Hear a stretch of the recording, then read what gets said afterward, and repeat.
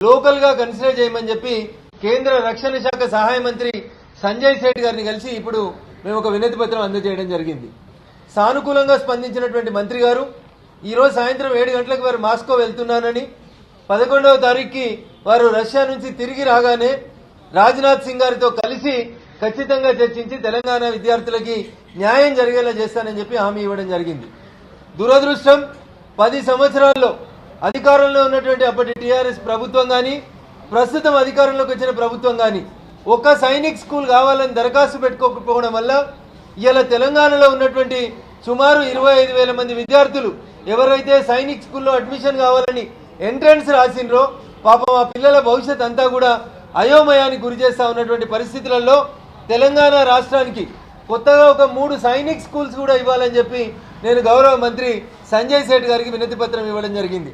దీనిపైన కూడా సానుకూలంగా స్పందించినటువంటి మంత్రి గారు వెంటనే రేపటి నుంచి ఆన్లైన్ లోపల అప్లికేషన్ పెడితే ఖచ్చితంగా తెలంగాణ రాష్ట్రానికి సైనిక్ స్కూల్ కూడా మంజూరు చేస్తానని హామీ ఇచ్చినందుకు గౌరవ రక్షణ శాఖ మంత్రి సంజయ్ సింగ్ గారికి సహాయ మంత్రి గారికి నేను కృతజ్ఞతలు తెలియజేస్తా ఉన్నాను. రఘునందన్ ఎప్పటికీ మమ్మల్నే తిడతాడని బాధపడేటువంటి మా టీఆర్ఎస్ మిత్రులకి ఒక మాట చెప్పదలుచుకున్నాను.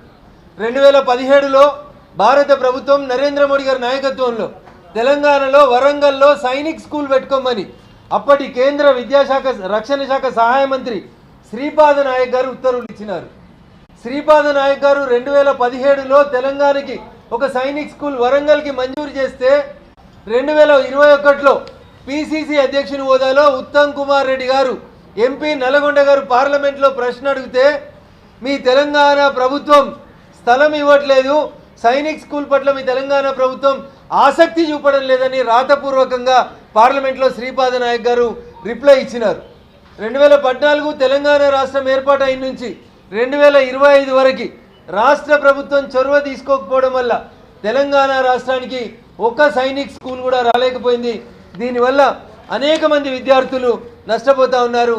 నిన్న మొన్న వచ్చినటువంటి సర్క్యులర్ వల్ల తెలంగాణ ప్రాంత విద్యార్థులకు అన్యాయం జరుగుతుందని నాకు తెలిసిన వెంటనే విద్యార్థులు వారి తల్లిదండ్రులు తీసుకొని ఈరోజు వచ్చి రక్షణ శాఖ మంత్రి గారిని కలిసి చేయడం జరిగింది. నేను సూటిగా ఒకటే అడగదలుచుకున్న రాష్ట్ర ప్రభుత్వాన్ని, 10 ఏళ్ళు పాలించినటువంటి ప్రభుత్వం సైనిక్ స్కూల్ 2017లో మంజూరు అయితే 2023 డిసెంబర్లో గద్దె దిగేదాకా వాళ్ళు కనీసం దరఖాస్తు పెట్టి కేంద్రం మంజూరు చేసిన సైనిక్ స్కూల్ కనీసం స్థలం ఇవ్వలేదు. ఇప్పుడు వచ్చిన ప్రభుత్వానికి కూడా నేను చేసేటువంటి అప్పీల్ 15 నెలలైంది.